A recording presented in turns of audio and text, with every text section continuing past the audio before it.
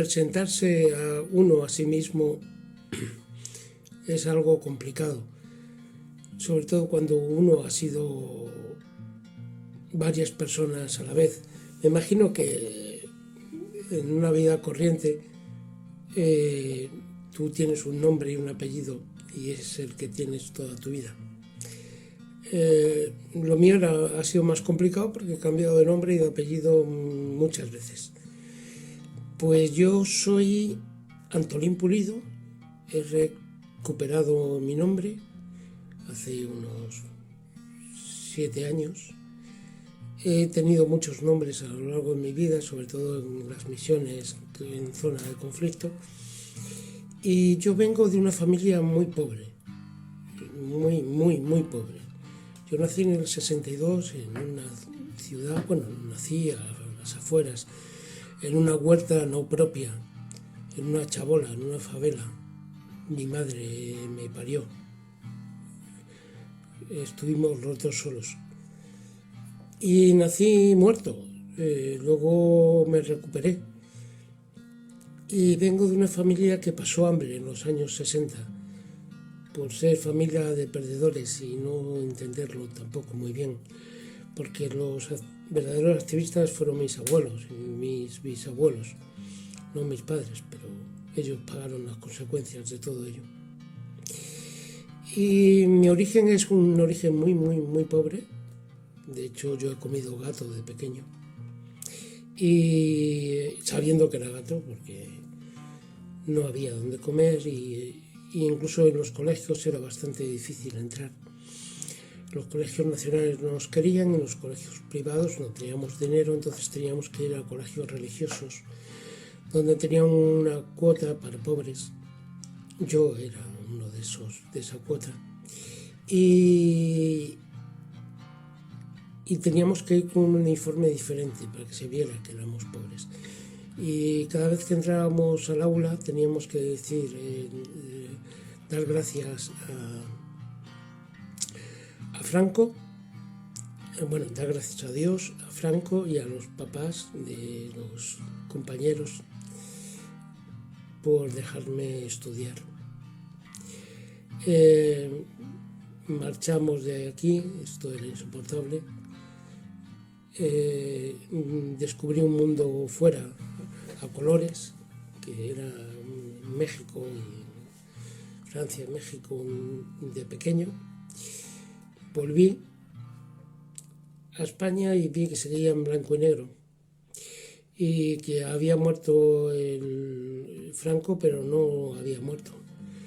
De hecho, sigue vivo en casi todas las plazas de Castilla-La Mancha. Está ahí. Y mi origen ya tiene que ver con el activismo político, porque fuimos a vivir a otra chabola, a otra casa, ya con tejados sin demasiados agujeros, y era el barrio rojo de Talavera. Nací en Talavera Reina. Se llamó durante 4 meses en la República Talavera del Tajo, por eso suelo poner Talavera del Tajo en casi todo. Y era el barrio rojo, que era Puerta de Cuartos, que estaba a las afueras, al lado del río. Y era un niño raro, de estos niños insoportables. De hecho, yo aprendí solo a leer y a escribir y no se lo dije a nadie. Y ahí empieza mi activismo, porque en casa llegaban panfletos y demás y yo podía leerlos. No tenía una lectura comprensiva muy grande, pero sí, me sabía de lo que iba. Y ese fue mi primer contacto con... Sabía que era un dictador, yo no sabía por qué, pero sabía que estábamos en un mal sitio, donde no había libertad ni democracia y todo era silencio, todo era pecado, todo era guardias civiles rompiendo cada vez que entraban en mi casa. Y a los 8 años me pegaron una paliza en el cuartel de la Guardia Civil de Talavera la Reina, un guardia civil de apellido Ariza, que ya ha muerto, fui a su funeral, bueno, a su funeral no, fui a escupir a su tumba, y alguno de sus hijos, de su hija, ha salido de Izquierda Unida, lo cual y no lo hemos hablado nunca, esto, del maltrato. Bueno, de la paliza, de las torturas que tuve, las caballerizas de Talavera de la Reina. Y esa fue mi toma de contacto con el activismo, con todos los... pasaban desde antiguos maquis, gente de paso que iba de Madrid para Portugal, etcétera, y pasaban por Talavera y se quedaban en casa de vecinos y demás. Entonces todo el activismo del Partido Comunista, del movimiento comunista, de la ORT, incluso del círculo de ETA, séptima asamblea, pues pasaba por Talavera, y a mí me dejaban estar porque era un niño, pero sí, me enteraba casi de todo. Pues decido salir de España ya, cuando muerto Franco.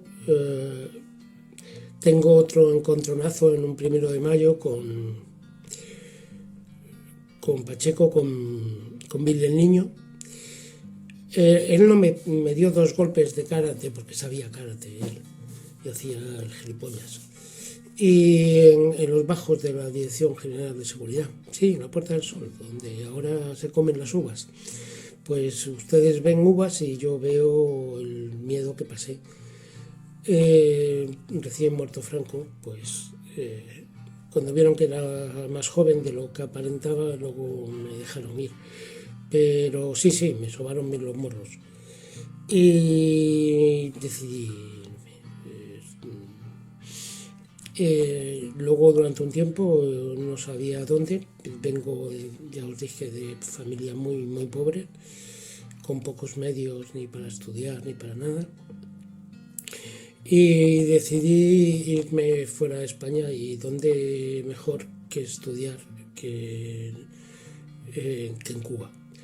Yo como era miembro del Partido Comunista de España, me dieron una beca, algo así, y me dijeron que podía estudiar todas las carreras que quisiera. Yo, como era un imbécil, elegí 4 carreras a la vez, y una de ellas medicina, la cual no llegué ni al mes. Las otras 3 carreras sí que las hice a la vez, porque eran pequeñas. Era antropología social y antropología de la comunicación, teatro social y teatro social y pedagogía. Y allí fue donde hubo un encuentro de familiares de brigadistas internacionales que habían estado en España, porque cubanos habían ido bastantes. Y en ese encuentro, pues de ahí salió la idea de recoger el relevo y ponernos a formarnos militarmente, más o menos, y a formarnos con estrategia. Todos teníamos una formación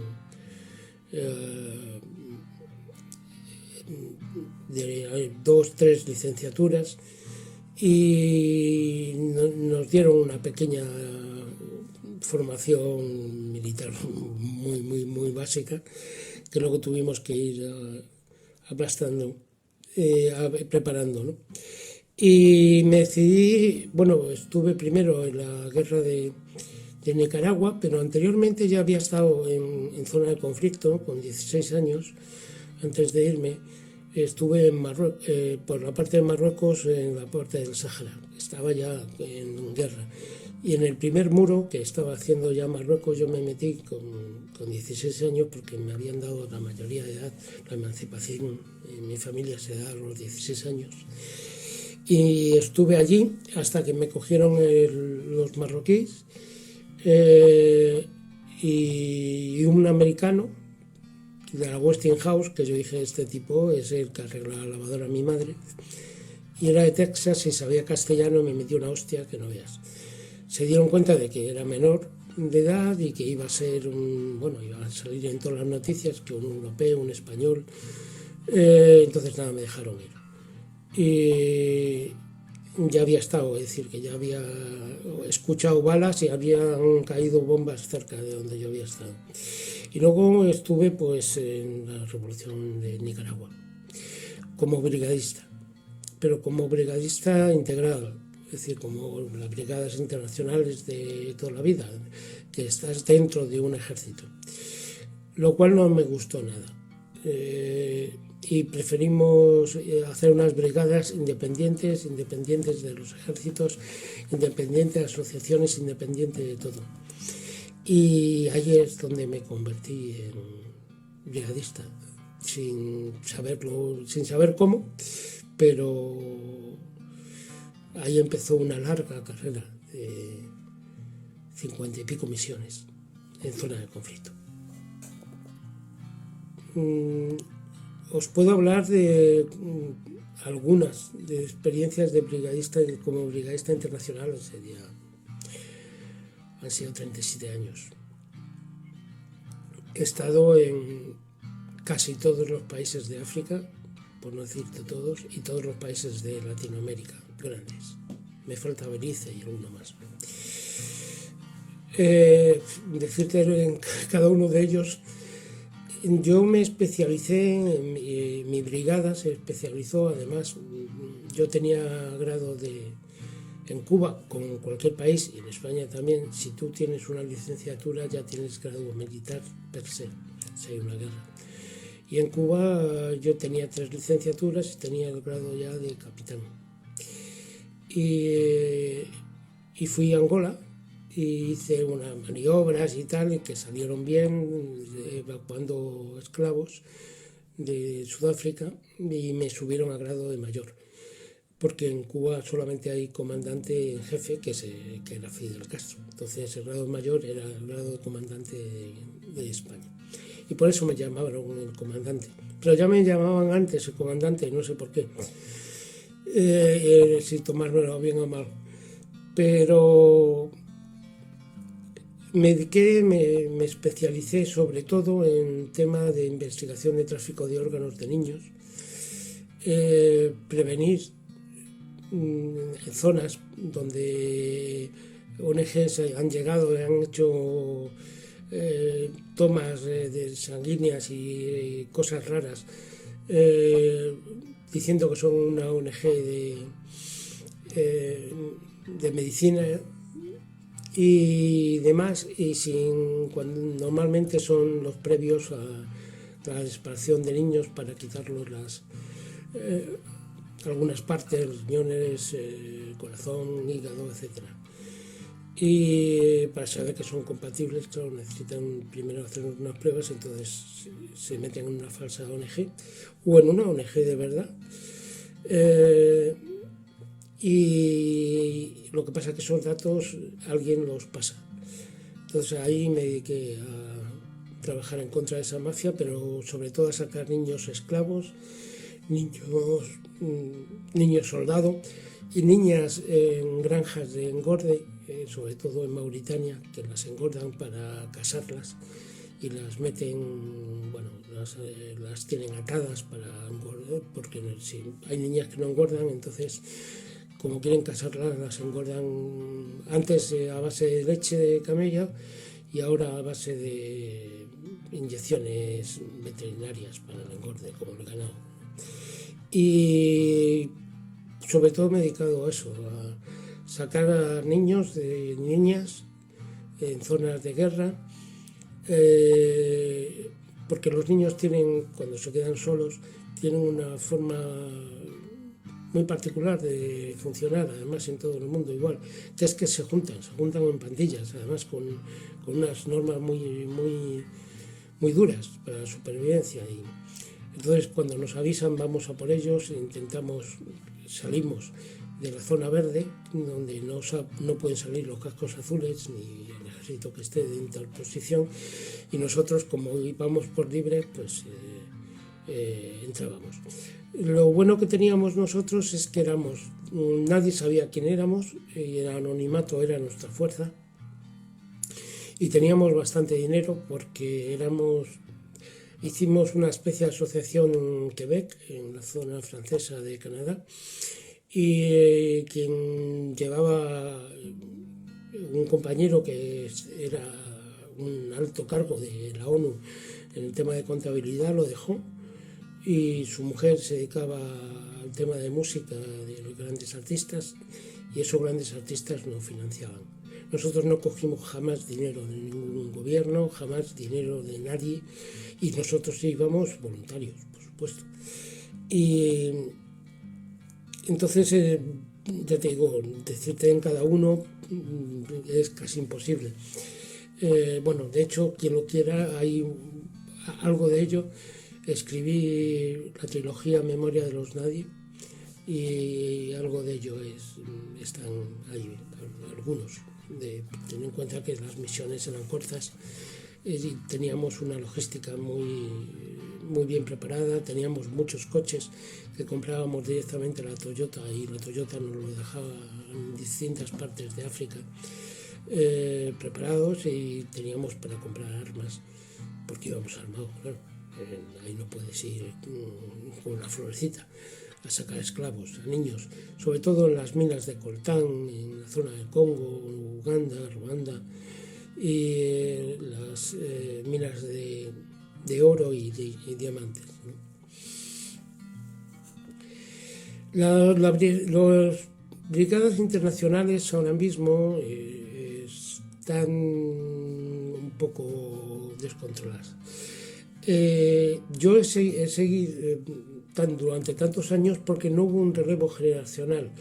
No llegaron los jóvenes, ni en España ni en ningún sitio.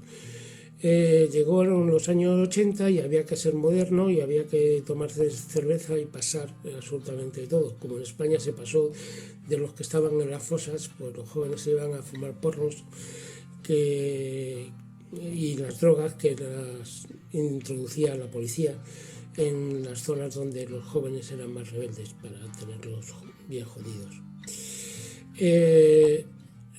Por eso yo decía, digo, bueno, ya el año que viene lo dejo, pero así hasta que pisé una mina, bueno, he pisado varias, pero la última mina que pisé en la frontera de Mali, salté por los aires una mina antipersona con la rueda atrás del Toyota y una bala que tenía en el cuello, que llevaba muchos años ahí, empezó a moverse y bueno, que me lo tuvieron que sacar aquí en España, en Albacete. Y ya tuve que dejar las brigadas internacionales. Explotó una bomba de fósforo blanco y tengo mal los pulmones. De hecho, tengo que estar con un aparato de oxígeno y un aparato de apnea. Duermo con 2 aparatos, tengo que estar 10 horas al día con esos aparatos. Y entonces, bueno, mi capacidad de movilidad es bastante pequeña. Y ahora, ¿cómo están organizados? Están organizados por partidos políticos y asociaciones. Y están incrustados en ejércitos.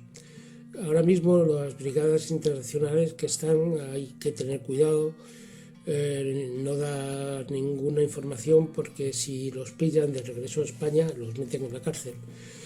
Nosotros, como no reivindicábamos nada, no sabían nadie quién éramos. Bueno, sí que lo sabían, porque el CNI, de hecho, tuvimos que sacar a algún militar, a un guardia civil de algunos jaleos que se metió en Latinoamérica y nos pidieron ayuda y bueno, y lo hicimos. Es decir, que sí que sabían quién éramos. De hecho, Felipe González firmó para que en caso de jubilación, en caso de que tuviéramos alguna herida o demás, o nos quedábamos inválidos, cada país guardaba a su brigadista, cosa que no ha hecho absolutamente nadie. Yo no tengo un grado de invalidez ahora mismo de un 65% y no tengo apenas, bueno, he estado sin cobrar del Estado hasta hace unos meses que me dan 300 euros. Es decir, he vivido de lo que he podido ir haciendo, de los libros que los libros es más para hacer actividades de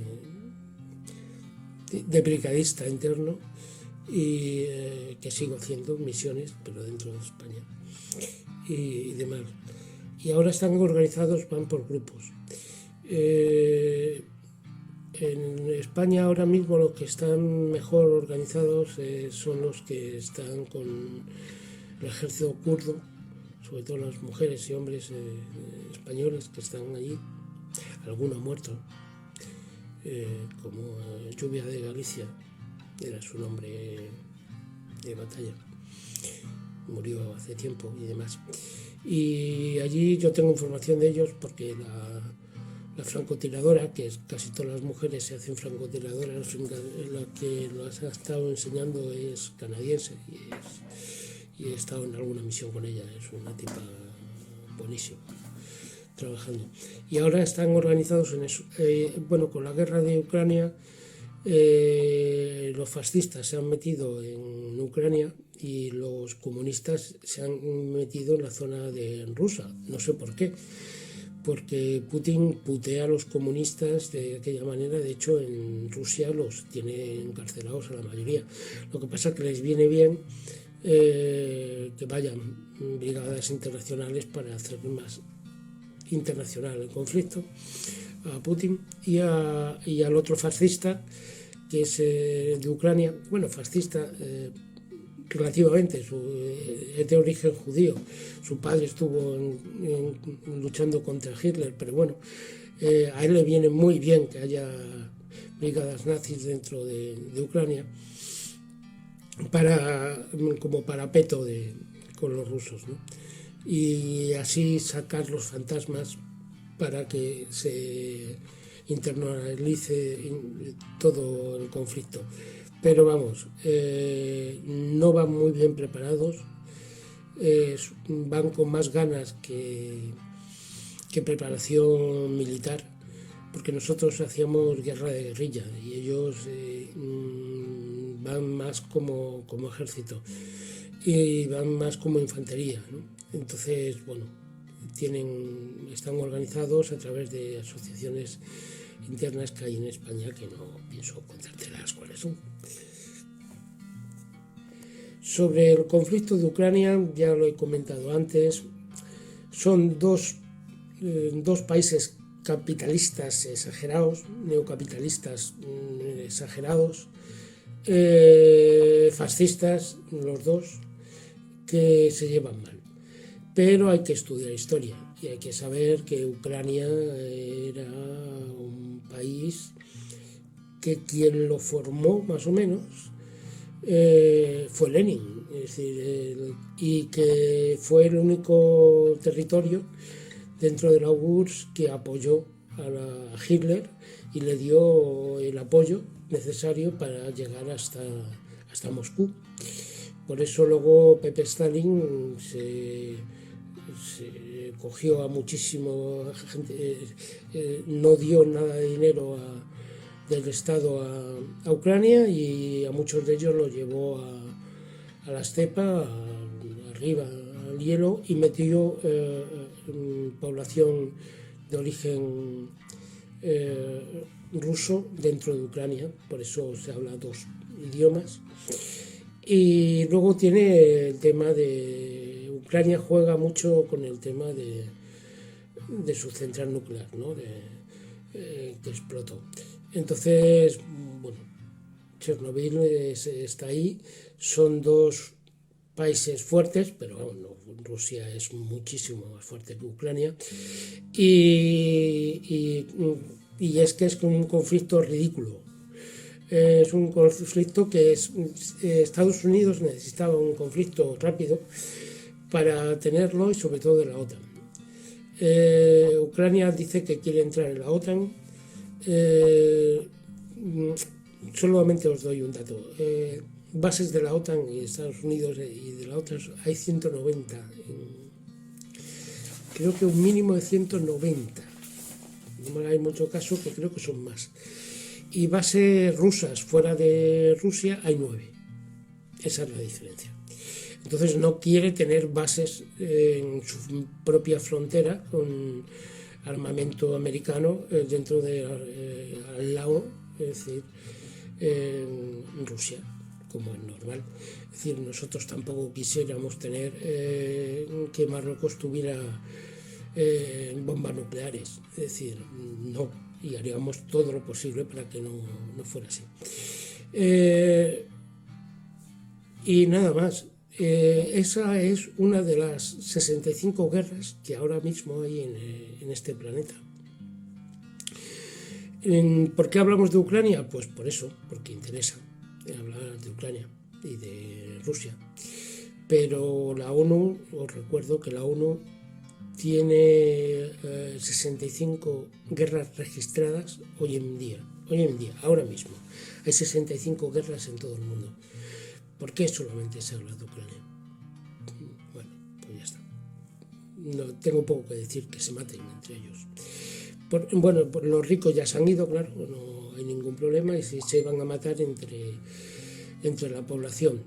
Pero es población que ha votado, es decir, son países que tienen una democracia formal entre ellos, es decir, que si han decidido mayoritariamente tener esos líderes, pues que se jodan y que aguanten con esos líderes, como nosotros tenemos que aguantar con la mierda de líderes que tenemos aquí en Madrid o en otros sitios. A mi regreso me encontré una España fascista, que es la que hay hoy en día, con los muertos en las cunetas. Mi tío abuelo está todavía en una cuneta entre Albacete y La Roda. Me encontré con un Castilla-La Mancha más paleta y cazurra todavía, con una educación horrorosa, con un poder de la Iglesia increíble que no tiene ningún país que no sea España, con un poder de que se pueden hacer notariales cualquier cura y quedarse con cualquier casa que no se sepa muy bien de quién es. Y me encontré con un PSOE que ya le conocía, que era un PSOE traidor, ya traicionó ya hace mucho. Le pusieron a Felipe González para romper la izquierda, y además lo hizo la socialdemocracia alemana, con dinero de la socialdemocracia alemana y con el apoyo de la CIA y del rey, porque el rey tuvo que ceder el Sáhara a cambio de poder gobernar, de ser rey en España, y eso lo negoció con la CIA, cosa que también hizo Felipe González. Hizo algunos cambios sociales, pero pocos, y dejó las cosas en su sitio. No hubo ninguna limpieza, no hubo ninguna revuelta, se llamó transición, simplemente porque no hubo narices de hacer una revolución, pues como lo hicieron los portugueses, los franceses en sus tiempos, los griegos, incluso los italianos. En España no. En España siguen mandando los de siempre. En España hay algo que no hay en los demás países, que es que tenemos dos apellidos, uno de la madre y otro del padre. Entonces es muy fácil saber de dónde venimos. Y son los mismos apellidos los que mandan en España que los que mandaron en tiempo de Franco, que los que mandaron incluso en parte de la República, la Primera, la Segunda República, y en parte de las monarquías. Es decir, que en España no ha cambiado absolutamente nada. Seguimos siendo un país cazurro, cateto, y con un síndrome Procusto que es exagerado. Para quien no sepa qué es el síndrome Procusto, Procusto era un hombre que rompía en trozos a las personas que eran más listos que él, simplemente por eso. Y en España, pues eso, el paleteo, la ignorancia da puntos. Decir que eres apolítico es normal. Que todos son iguales es normal, pero tú le dices, todos son iguales, vote a Bildu, no, a ellos no. Pues eso, y lo que dan en las urnas es lo que hay. No busquéis más historias. Es decir, el panorama actual es el mismo que hubo. Hay un exilio de personas, las personas que han estado bien formadas, que han desarrollado investigaciones, que han sido escritores, yo que sé, incluso artistas y demás, están todos fuera de España. Y de hecho yo estaría si pudiera. Cuando terminen de operarme y de sacarme toda la chatarra que tengo en el cuerpo, pues yo también seré uno de los exiliados españoles. Este país es una mala madrasa. Y seguirá igual, porque la gente es así de zángana y de cobarde. Mi contacto con la escritura fue algo extraño. Todo el mundo ha pensado desde que era pequeño que yo iba a ser escritor, menos yo. Mi abuelo me dejó además billetes de la República porque decía que cuando escribiera libros que regalara un billete a cada uno. Bueno, lo he hecho. He regalado unos pues cerca de los 400, 500 billetes que guardó de la República con los libros. Y luego me he enterado que si vendes el billete valía más que los libros, pero bueno, era una promesa que hizo mi abuelo. Pero no solamente mi abuelo, yo hice en pedagogía social en Cuba, uno de mis maestros, no solamente de pedagogía, sino de la vida, fue don Mario Benedetti. Yo en Cuba me llamaba Diego Portúa. Y me dijo un día, y además éramos vecinos, y me dijo un día, nos llevábamos muy bien, y me dijo un día, sé que vas a escribir, y un día vas a escribir y no vas a parar. Y dije, bueno, ¿y tú qué sabes? Dice, porque has escrito. Y digo, ya, pero he escrito y los trabajos que te he entregado pues pone mi nombre y sabes qué es. Y hostias, resulta que no. 2 trabajos que había hecho, había quitado la primera hoja porque se me había caído café y era en la primera hoja donde por dentro no venía mi nombre y tenía, según él, una forma muy personal de escribir y me dijo, dice, no te voy a obligar, ya te llegará. Y me acuerdo mucho de don Mario, muchísimo, porque así pasó. Cuando me dijeron que me tenían que sacar la bala del cuello y que lo mismo esa bala podía tener uranio empobrecido y pasar a la sangre porque estaba encapsulada, luego resulta que no, fue una operación sencilla, pero a mí me entró miedo, porque siempre he tenido mucho miedo, no a la muerte, sino a la agonía y al sufrimiento. Y la gente se cree que soy muy valiente porque he estado ahí, pero es mentira, yo me he meado y me he cagado de miedo en infinidad de misiones. Y tampoco era un muy buen tirador, así que con el AK disparaba siempre a ráfaga. Y siempre teníamos una pistola, una bala, porque si nos cogían no nos teníamos que dejar de coger vivos porque nos iban a matar de todas formas y antes de torturarnos. De hecho, a mí estoy así destrozado porque me torturaron en varios secuestros, uno de ellos en Colombia, y creían que estaba muerto, una compañera, Marta y yo, y mataron al resto de mis compañeros. Bueno, y por estas cosas de la vida, pues terminé en Cuba, que me arreglaron y demás. Y bueno, tenía 3 meses cuando me dijeron que me iban a operar, y en esos 3 meses escribí Memoria de los Nadie, una trilogía. Bueno, eran 900 páginas y me dijeron que mejor una trilogía que no un libro de 900 páginas. Y ahí empecé, hace 6 años, y tengo 21 libros publicados. temas que he tocado pues son libros muy panfletarios, son libros que no me corto nada. Hablo de lo que tengo que hablar. De hecho, mis libros no se venden en ninguna librería de España, Los imprimo en Alemania, en la antigua Alemania del Este, porque aquí las editoriales dijeron que sí a la trilogía, se quitaban los nombres de Bill el Niño y de las armas que yo decía que eran españolas y las veía en África, pero vamos,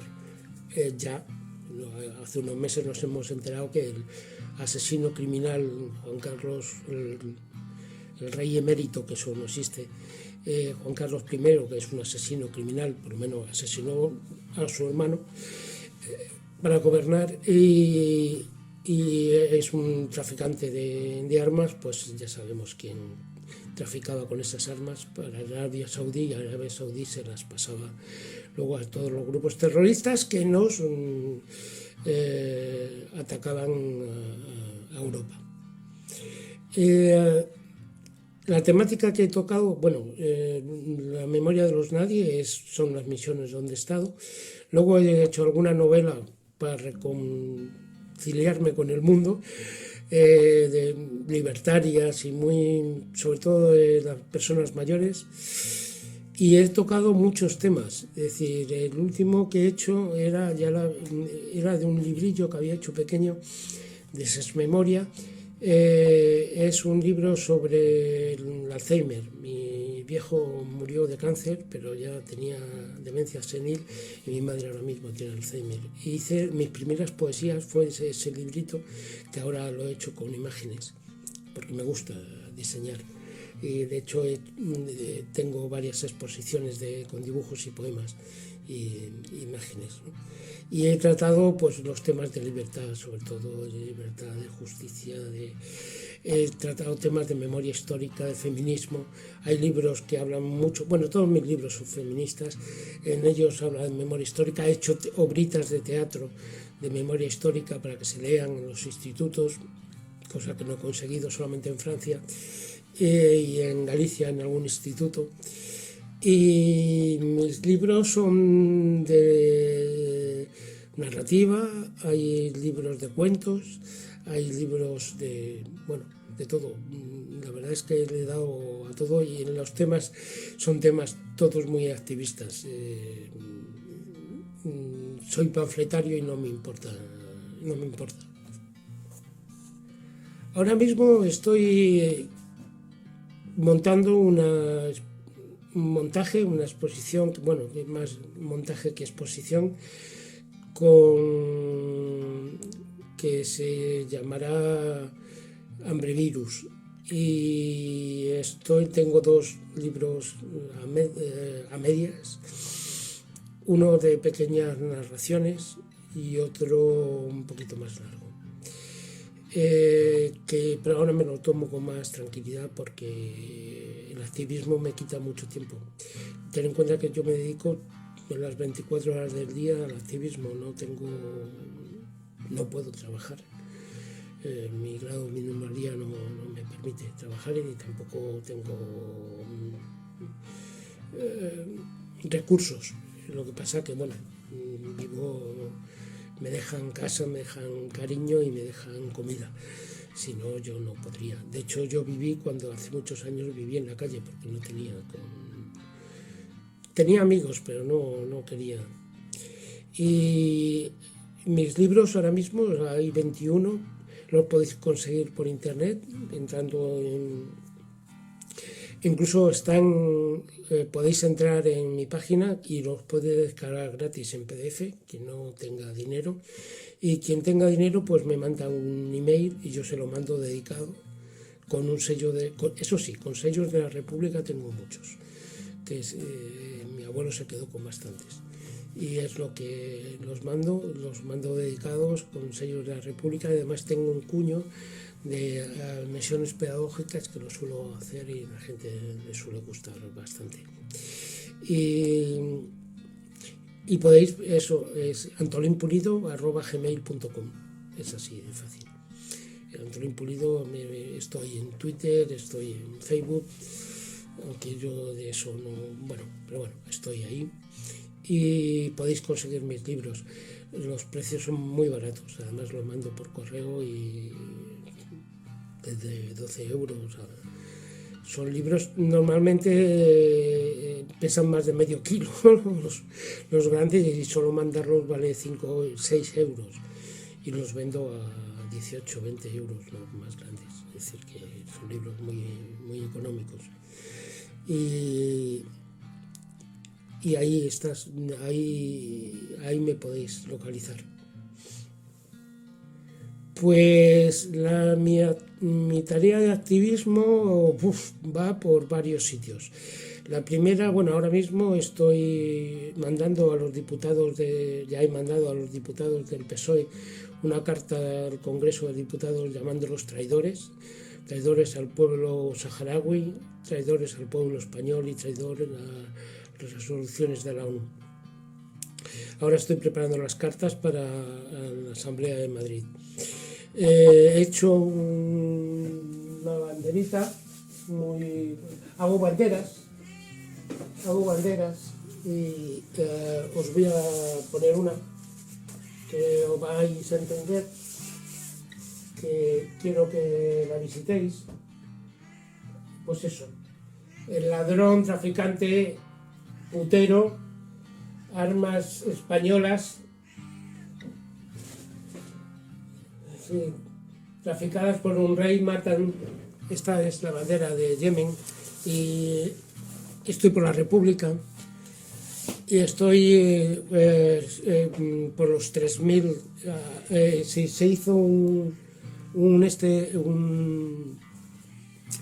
memorial de los 3000 y donde ponían los 3000 nombres de personas asesinadas después de la guerra, y el alcalde los mandó quitar. Entonces todas las semanas voy al ayuntamiento, llevo el listado de los 3000 y le llevo un libro de Miguel Hernández, porque también arrancó la poesía de Miguel Hernández.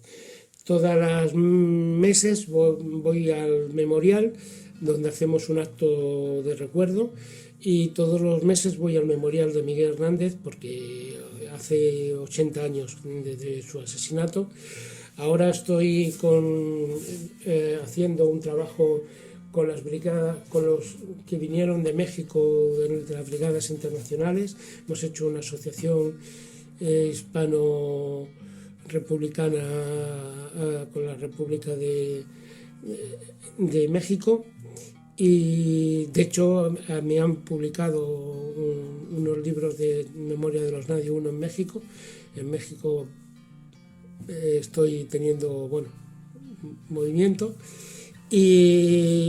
pero bueno, estoy poniendo pegatinas del Frente Polisario, pegatinas saharauis, pegatinas, cojo flyer de prostitución de los coches, que luego los pego y hago libritos que mando a la dirección de la policía y mando al alcalde de Madrid y a la presidenta, para que hagan algo con esa aberración que es que los niños vean la prostitución en los coches como algo normal. Y mando libros de Miguel Hernández a los de Vox y a los del PP y a algunos del PSOE, y pongo que ese objeto se llama libro y se puede leer, y es de un español, muy español, que se llamaba Miguel Hernández. Bueno, aparte que doy conferencias, hago charlas, etcétera. No paro. Yo soy una persona que se levanta muy temprano y se acuesta muy tarde. Pues a la gente joven, si de verdad está preocupada por su futuro, si de verdad lo está, lo primero es que se forme en pensamiento crítico, que se forme, que lea mucho, porque es lo único que no te pueden robar. Te pueden robar la casa, tu ropa, te pueden robar todo, menos lo que tienes dentro. Y es muy difícil que te timen si si tienes un pensamiento crítico y creativo. Eh, y, y organizaros, los jóvenes, organizaros, porque lo vais a tener muy, muy, muy complicado. Porque de momento los ricos necesitan nuestro trabajo, necesitan nuestra mano de obra para ser ricos. Cuando ya ya que ya está pasando, los robots empiecen a funcionar y a quitar mano de obra, como pasa ya en las empresas de coches, etcétera, etcétera, seremos prescindibles. Entonces lo tendremos bastante complicado. Los jóvenes, yo lo sigo diciendo, tienen que ser activistas porque sí, pero ser rebeldes en causa me parece gilipollas, habiendo tantas causas para ser rebelde. Entonces que se informen de esas causas, que se preparen, se organicen y que luchen, porque nada se consigue sin luchar. Y muchos me están pidiendo, muchos jóvenes, agrupaciones juveniles y demás, de algunos partidos incluso, que ir a dar charlas sobre activismo. Y todos los lunes doy un curso de 8:30 a 9:30 en Facebook, en un canal, tengo un canal de televisión que se llama Combativa TV en Facebook. Y aparte estoy en una radio Coslada, una radio libre, en Radio Jabato, que tengo un programa que se llama Los Nadie, un programa semanal que lo hacemos, es un falso directo, pero lo vamos a hacer ya en directo todas las semanas, con antena en FM, como se hacía antes. Y yo sigo con Combativa TV leyendo un poema al día y todos los días, porque yo no tengo calendario. Eso de tener calendario lunes, martes, miércoles, eso es un invento que a mí me da igual. Yo hago lo que debo hacer. Y la gente, yo pido a los jóvenes que sean como los colibríes. Hay una historia en Cuba que me contaron cuando llegué, con 16, 17 años, y es que la selva se empezó a quemar y se fueron todos los animales corriendo. Y un colibrí se fue en dirección contraria, le vio el puma que se fue hacia la selva. Y de pronto volvió, fue al lago y volvió otra vez a la selva. Y cuando volvía le preguntó el puma al colibrí, no sabéis si el colibrí es el pájaro más pequeño del mundo. Y dentro de los pájaros, el zunzún es el pájaro más pequeño de los pájaros más pequeños. Es más pequeño que mi uña. Es decir, tú ves una abeja es más grande que un colibrí, que un zunzún. Y le preguntó el puma al zunzún, ¿qué haces? ¿Por qué vas a la selva? Y dice, voy al lago, cojo una gotita con el pico y voy al fuego a echar la gota. Y dice, tú estás tonto. ¿Tú crees que vas a apagar el fuego con una gota? Y el colibrí contestó, no lo sé, yo hago lo que debo. Si cada uno hacemos lo que debemos, esto funcionará, si no, no. Y para terminar, una frase de Valle Inclán. Le pillaron borracho y le llevaron a comisaría. Y llegó el señor comisario y dijo, señor Valle Inclán, esta noche usted va a dormir en el calabozo. Y Valle Inclán, borracho, le miró al comisario y dijo, señor comisario, esta noche yo estaré en el calabozo, dormir o no, lo elijo yo. Pues con eso, al final sois vosotros quienes elegís quién va a ser vuestro líder, quién va a ser vuestra gente, por dónde tenéis que tirar, en qué parte de la orilla estáis. Y hay una diferencia entre un trabajador y un proletariado. El trabajador solamente mira por él, por su sueldo y nada más, y por su trabajo. Un proletariado mira por el sueldo de él, de los demás, y por la libertad suya y la de los demás. Esa es la diferencia. Y tenerlo claro. No ser pobre, es que la gente está muy confundida. Se puede ser pobre y gilipollas. Y hay mucho pobre gilipollas con mucho tiempo libre. Y eso, combatir la ignorancia es muy difícil. Y combatir la ignorancia, además supina, que se reboza a la gente en su propia ignorancia, que resulta atractiva la ignorancia en este país, es muy difícil. Por eso pido a los jóvenes que se formen en todo, que cojan de todos los elementos, no solamente una educación formal, sino una educación informal, a través de filósofos, a través de historiadores, que creo que deben ser. De verdad os agradezco esta entrevista porque estoy vetado por todos los medios. A3 Media, Sogecable, Prisa, Faguara, Tusquets, estoy en todas las listas negras. No sé por qué, porque yo no he hecho nada que no hiciera cualquier persona que piensa que debe ser libre, ¿no? Y bueno, y pido perdón por mi voz, porque no tengo dientes y vocalizar sin dientes es bastante complicado. Me reventaron la cara en un secuestro y luego después, cuando pisé la mina, se me terminaron de romper. Solamente tengo 3 dientes. Y agradecido por vuestra entrevista. Salud y República redondita y azul.